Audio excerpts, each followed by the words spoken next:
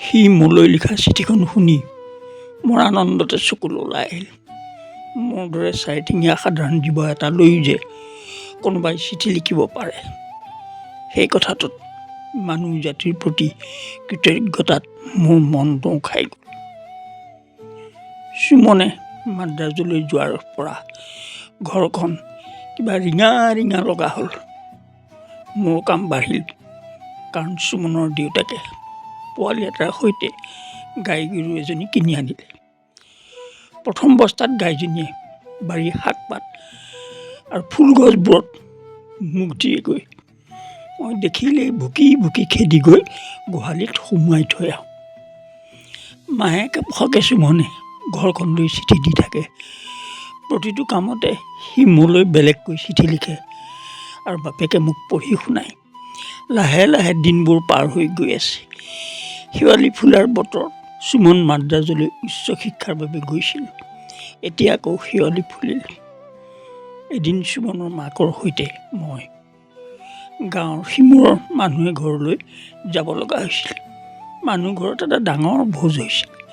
সুমনৰ মাক ভিতৰলৈ সোমাই যোৱাৰ পিছত মই ঘৰৰ পিছফালৰ চোৱাপতনিত আন অচিনাকি কুকুৰ কেইটামানৰ লগত ৰৈ আছিলোঁ। ৰৈ ৰৈ আমনি লাগিছিল। বহু মানুহৰ সমাগম হৈছিলে। খোৱা বোৱাবোৰো বহু পলম হৈছিল। গৃহস্থই খোৱা পাতবোৰ চোৱাপাতনিৰ ডাঙৰ গাঁতটোত পেলাইছিল। মোৰ বৰ ভোক লাগিছিল। সেই পাতবোৰ পেলোৱাৰ লগে লগে মই দৌৰি গৈ খোৱা পাতবোৰ চেলেকিবলৈ ধৰিলোঁ। তেনেতে অচিনাকি কুকুৰ কেইটামানে মোক খেদা মাৰি আহি আক্ৰমণ কৰিলে। সিহঁতে মোৰ মুখৰ পৰা খোৱা পাতখন কাঢ়ি নিলে। মই ভোকত অস্থিৰ হৈ হিতাহিত জ্ঞান হেৰুৱাই সিহঁতলৈ চোচা ল'লোঁ। কিন্তু সিহঁত সংখ্যাত সৰহ আছিলে। মই অকলশৰীয়া। সেই সিহঁত আটাইকেইটাই মোক জুপতিয়াই ধৰি মোৰ ডিঙিটোত বৰ বেয়াকৈ কামুৰি এবখলা এৰুৱাই নিলে। তাৰপিছত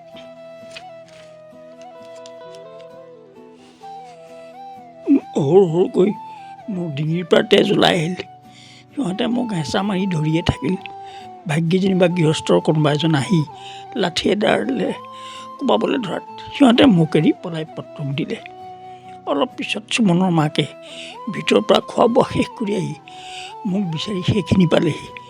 মোৰ অৱস্থাটো দেখি মুখেৰে ইচাচ কৰিলে। তেওঁ অলপমান পানী আনি মোৰ মুখত ঢালি দিলে। তাৰপিছত কিবা ঔষধ এটা আনি মোৰ ডিঙিটোত লগাই দি ফটা কানি এখনেৰে বান্ধি দি মোক শুশ্ৰূষা কৰিলে। মই কোনো ৰকম উঠিব পৰা হ'লোঁ আৰু লাহে লাহে তেওঁৰ সৈতে আহি ঘৰ পালোহি। ডিঙিটোৰ বিষত কেইবাদিন ধৰি মই শয্যাগত।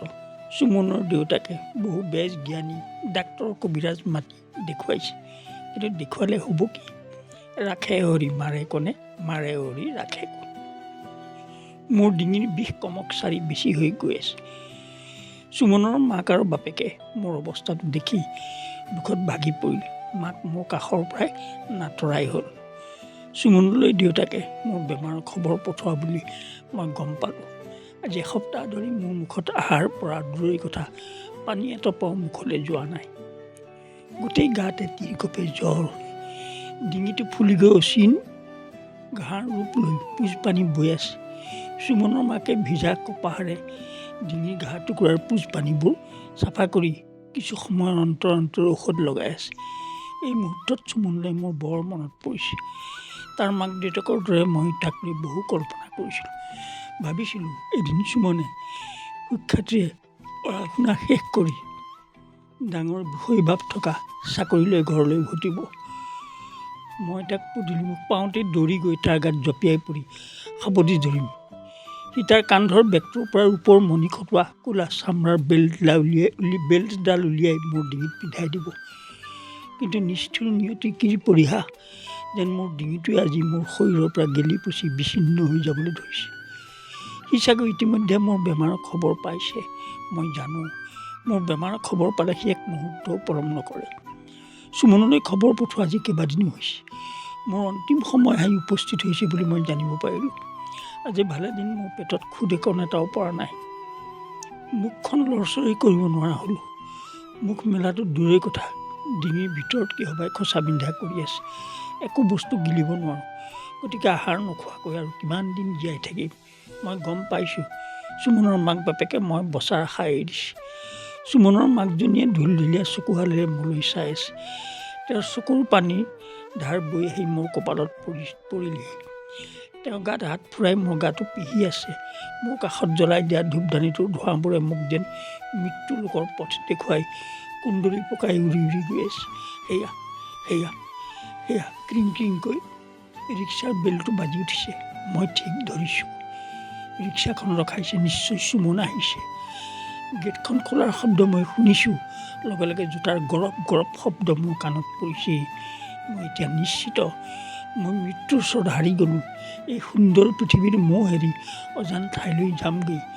ক'লৈ যাম মই নাজানো, জানে মোৰ আত্মাই।